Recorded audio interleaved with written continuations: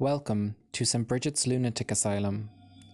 Located in Ballinsloe, Galway, this unusual X-shaped building served as an asylum until 2013. Known as the Connacht District Lunatic Asylum, it opened its doors in 1833 with room for 150 patients. Many people thought the asylum would never reach full capacity. They thought wrong. The asylum suffered from overcrowding, which led to patient neglect. Poor law workhouses at the time were also overcrowded, as well as prisons. The asylum was used to offload some of their more difficult inmates. The asylums in Ireland during this period were by law unable to refuse entry to anyone referred to them. St. Brigid soon filled up with long-term and incurable patients. Around the same time, immigration to America seemed like a good option to many Irish people. However, anyone who was exhibiting strange behavior would likely be refused entry to America, along with their entire family.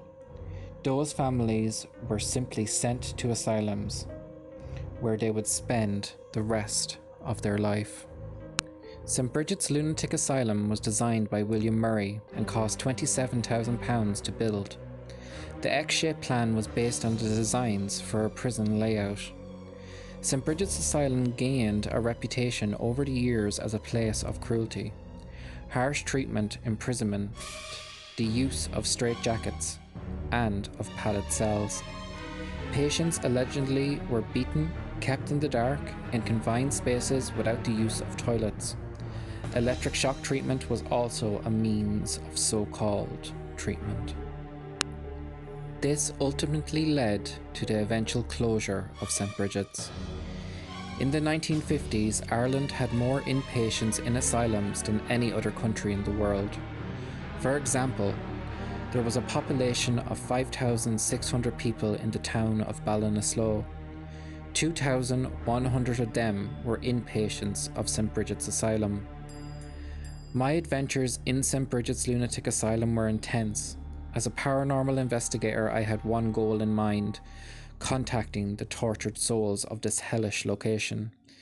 Instead, I was overcome with intense sadness. Walking down its many corridors, one could not help but think of the horrible conditions these people had suffered. The asylum itself is like a maze. One must be careful not to get lost inside its never-ending rooms and corridors. The atmosphere was one of hell.